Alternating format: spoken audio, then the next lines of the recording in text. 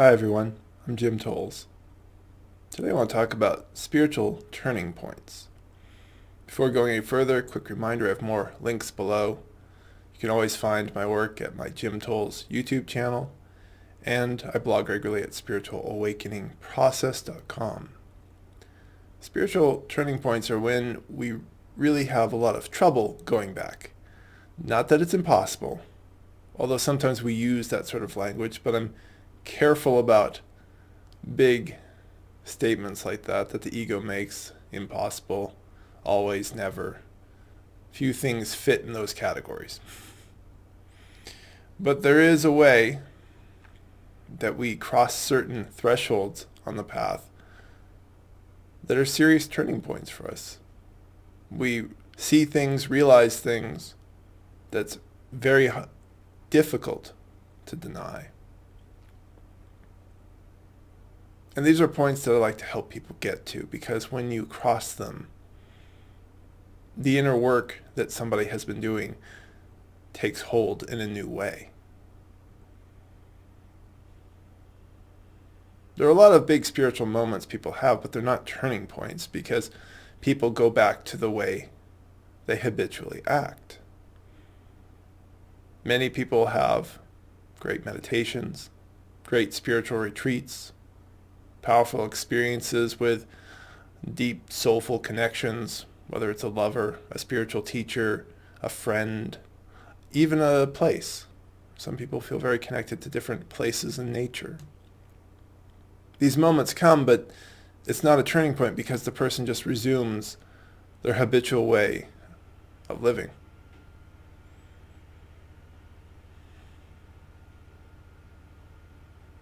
A lot of the discipline I talk about is about building up to these moments where something takes hold, something in the mind, something in the heart, something in the gut, where you just can no longer deny something that you know, or where you realize that you have to grow and change in certain ways. And a deeper level of commitment arises out of that turning point. Lots of people know they should quit the substance they're abusing, but they haven't hit that turning point where they're like, wow, this really is a problem.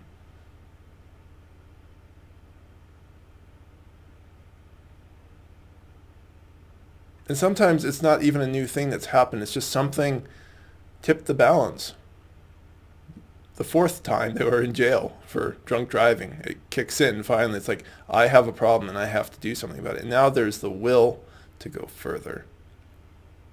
That's a big part of a spiritual turning point. It's that deeper will, not the intellectual idea. The intellectual idea, as many of you know, intellectual ideas hold so little power. We have ideas all the time that don't ever do anything. Lots of people have wonderful ideas that they can't make realities, but that deeper will shows up in these moments that I call turning points. Now, it's not always a bad thing that creates a turning point. Sometimes it's just the gradual benefits of regular practice. Like if somebody's been meditating for a couple months, just quietly over that time, they start to realize, I'm really peaceful a lot. And there's a deeper will that now steps forward and says, this meditation truly has been a benefit to me. I'm more peaceful now. I handle things that are stressing out other people way better than they're doing.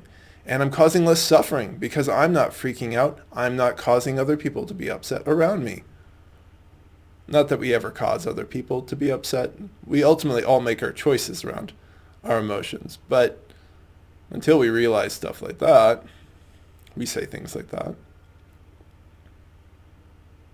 Actually, that's a realization in and of itself. When people realize on a deeper level, I'm making my emotional choices. And most of them stink.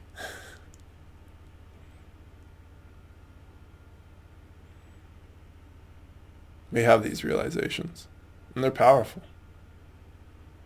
If you realize that you're the one in charge of your emotions in a deep way, and then you see the choices you make on a daily basis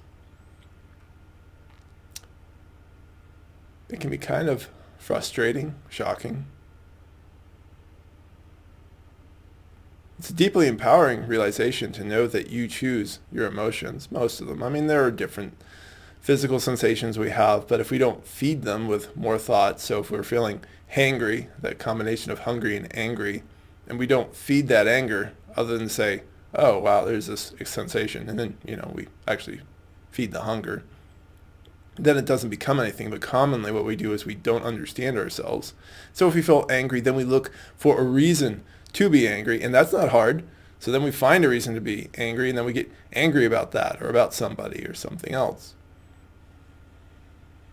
In the turning point, you start to see these things, and then when the brain, which has been trained to do this, and the ego starts running down that direction, starts to say, hey, let's get angry about politics today, a part of you has the will to step back and say, no, this is a choice. Of all the emotions I could have in this moment, why would I choose to be angry? It's not serving anything. So that's a powerful turning point for people, that realization that they choose most of their emotions.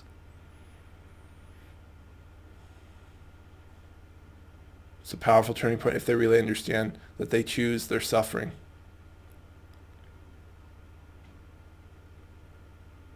It's a powerful turning point to realize you even can choose. And each time we cross a turning point, because there can be many, it feels like it accelerates us.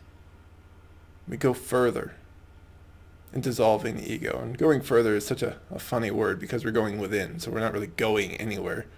You'll just have to forgive the constraints of the English language.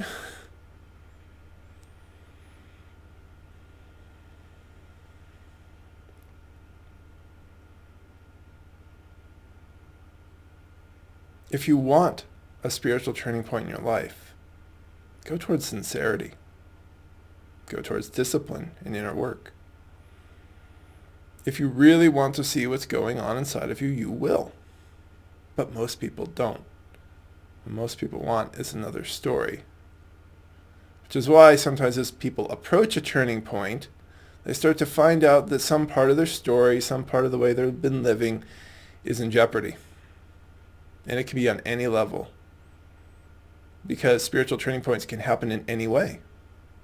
So it can happen with diet, where somebody starts to approach a deeper realization that they truly have to change their diet, and part of their ego screams that this is not what they wanted. They were looking for a way to continue to eat unhealthy and get spiritual something, which is probably for them some level of happiness and safety. And as I repeatedly talk about in all my work, we're not here for happiness, safety, or healing even. We're here for freedom. The other three come and go. Freedom is always here. We're here to surrender to what is. I mean, that in and of itself, what I just said, may be a possible turning point for some of you. As you start to really understand what freedom is, that it isn't going to give you things.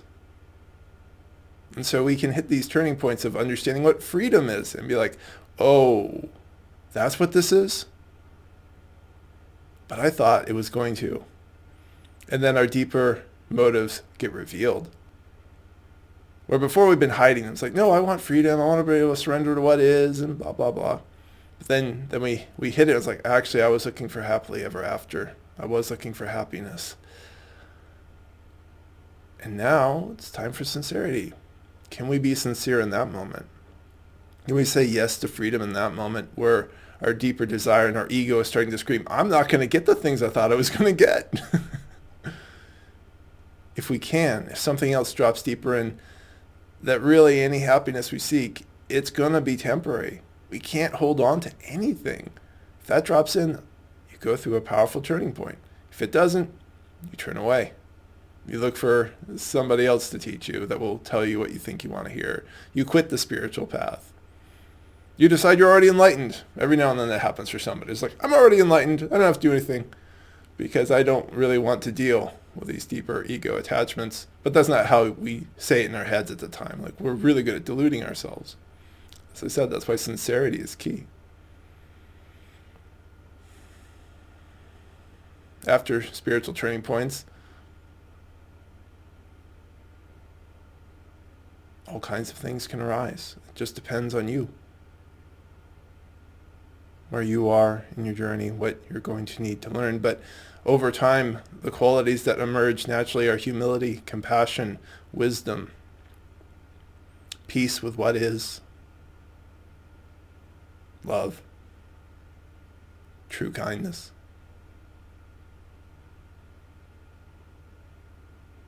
And they seem to kind of arise more and more on their own. Are there difficult moments after spiritual turning points, depending on you and where you are in your journey? Yes. But life is full of difficulty anyway. It's part of what we realize. Is like we're not getting out of this world without experiencing pain, because pain is part of how the body experiences some of life. What we can do is choose to not make ourselves suffer. To take back that choice that we've given up to our unconscious ego that just pulls the strings whenever anything happens.